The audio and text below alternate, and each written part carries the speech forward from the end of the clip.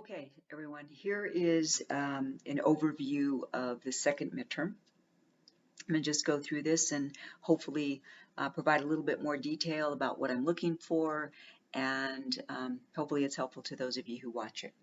So the first question comes from Chapter 7, and remember, you will be assigned 2 of these randomly when you begin the test. So this one's from Chapter 7. I'm asking you here to define social stratification and social inequality.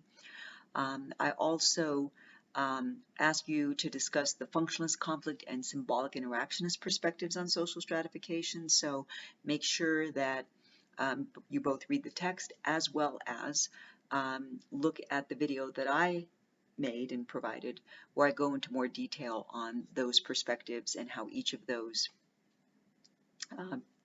perspectives view social stratification.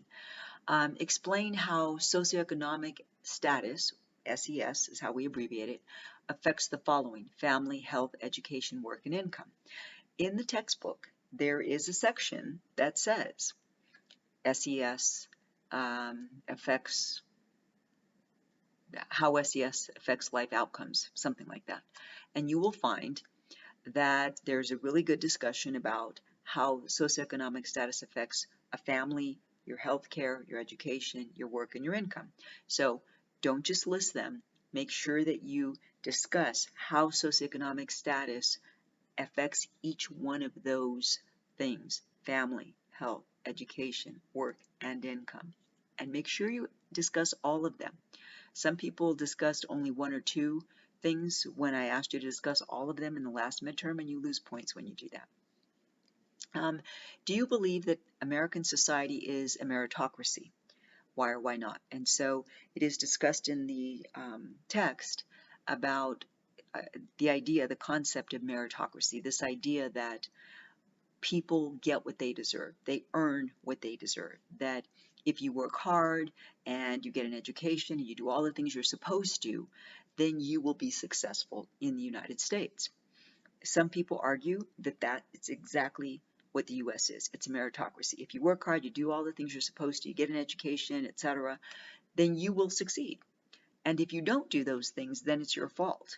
What I'm asking you is, do you agree that that's how it really works in the US, or do you think that that's not necessarily true? And so I'm asking you to support your opinion with at least 2 examples. Those can be 2 examples that you read about, 2 examples that you see around you in society. Question 2. Question 2 is from Chapter 10.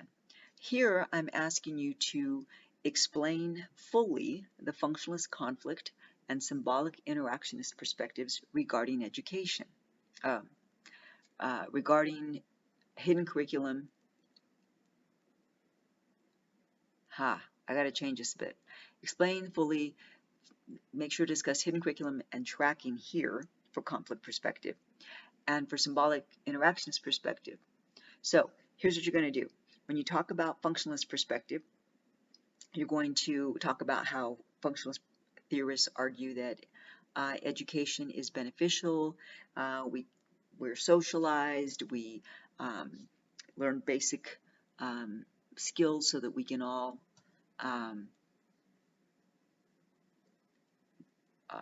contribute to society, and of course we learn to be good citizens, we learn the norms and values, all the good stuff.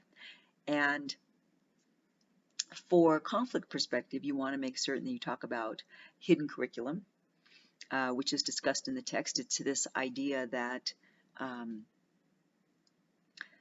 schools are teaching us things that have nothing to do with academics. So they're teaching us the good citizenship. What does it mean to be good citizens? They're teaching us to obey authority.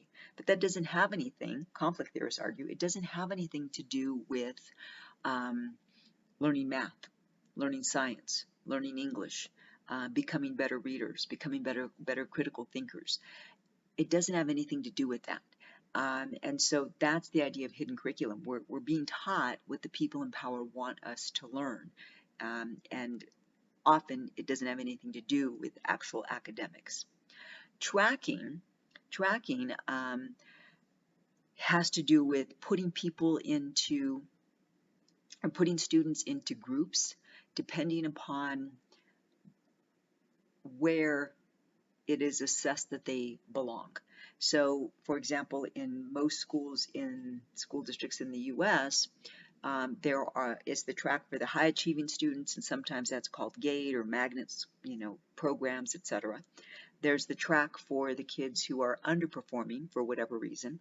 And then there's the track in the middle that's for the average kids. These are kids that don't do extremely well, but they don't do too poorly, and they don't need any particular accommodations. And so for conflict theorists, their argument is, tracking often is used in a negative way because children are sometimes placed into a track where they don't actually even belong. And here's a quick example that I've heard numerous times over my 20 plus years of teaching. Students who were placed into English as a second language programs in kindergarten, even though they spoke English. And the other, the native language or the language of their parents only sparsely, or they spoke both, but they spoke both fluently.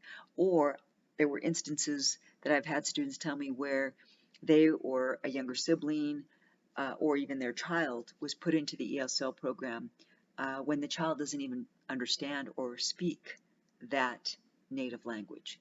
And so again, people make assessments based on how a child looks, about where that child, which track that person could possibly be in. And so in that way, conflict theorists argue that it's used in a negative way. So again, you want to make sure you talk about that. And symbolic interactionist perspective, here you want to make sure that you focus on the Pygmalion effect, which I discussed in the video that I made for this chapter. And make certain that you're giving examples and you're providing detail. Don't just make statements. That's not enough. You've got to explain or support your statements. Which perspective do you believe best describes what is happening in school today and why? So do you think it's the functionalist perspective that best explains what's happening? Do you think it's the conflict perspective that best explains it? Do you think there's the symbolic interactionist perspective that best explains it? Or do you think it's a mixture of some of these? Just tell me what you think and why, and remember to support your opinion. And there is a discussion of No Child Left Behind and Common Core. I'm going to pause this just a moment. Okay, so I'm going to have to change this because I just double-checked in the text right now, and with this new edition, the 7th edition that just came out, there's no longer coverage of No Child Left Behind. So I'm going to change this here to discuss the effects of charter schools and Common Core on education today. So make sure that you take a look at that. Hang on a sec. It is on pages 290 and 291. Okay, so I'll change that. And so do you believe that these are good or bad for public education, and why? Again, support your answer with at least 2 examples. So I'll change that, and you'll see that in the study guide in the module. Chapter 3, I want you here to, or question 3, chapter 8, I want you here to explain prejudice and discrimination and to give examples of how these 2 concepts still exist in the United States. So explain what prejudice is, give an example of how it exists in the United States today, explain discrimination, give an example of how you see it existing in the US today. Then I want you to discuss the functionalist, conflict, and symbolic interactionist perspectives, a view of racial and ethnic stratification. I went over that in the video for this chapter, and it's also discussed in the text. Explain institutional discrimination and give examples of how it used to be used widely and how it may still exist in the United States. Okay, and again, I went over this, and it's also discussed in the text. Discuss how the intersectionality of your personal characteristics has shaped or influenced your experiences here in the United States. Give 2 examples. I went over that concept in the video for this chapter as well. Question 4 from chapter 9. Discuss the 4, and in this chapter there are 4 perspectives. Usually there's just the functionalist, conflict, and symbolic interactionist. In this chapter, the feminist perspective is also discussed. So discuss the 4 perspectives of gender, and I went over this in that video for chapter 9 as well. And remember, you're always wanting to support your statements with examples and detail. Then I'd say, ask you to explain how life chances are affected by gender and sexuality in these areas of life. And again, it's family, health, education, work, and income. So make sure you talk about each of those. It's discussed in the text very well, lots of coverage. Then I ask, do you think that #MeToo movement has made our society better at dealing with sexual harassment in the workplace? Why or why not? And again, make sure to support your answer with at least 2 examples. And then finally, question 5 from chapter 11, I ask you to discuss how the 3 perspectives analyze work and the economy, and explain the difference between capitalism and socialism, and explain how the U.S. economic system works. Okay, and that's that idea of the mixed economy where we've got a little bit of capitalism, a little bit of socialism. It's also discussed in the text, and I discussed it in the video. Discuss the 2 ways that workers deal with their working conditions, and I told you to take a look at pages 319 to 23. There's both the individual and the collective way that people deal with their working conditions. Explain globalization and discuss the pros and cons of it, and I did that in the video for this chapter. And then finally, and it's also in the text, which view do you agree with most and why? Okay, so do you think that it's mostly positive, or do you think that it's mostly negative? And then support your answer with at least 2 examples from pages 326 to 331. And actually, I see that I should change this here too. Do you think it's mostly positive or mostly negative, and why? So you'll see that change in the study guide. All right, that's it for this overview of the second midterm.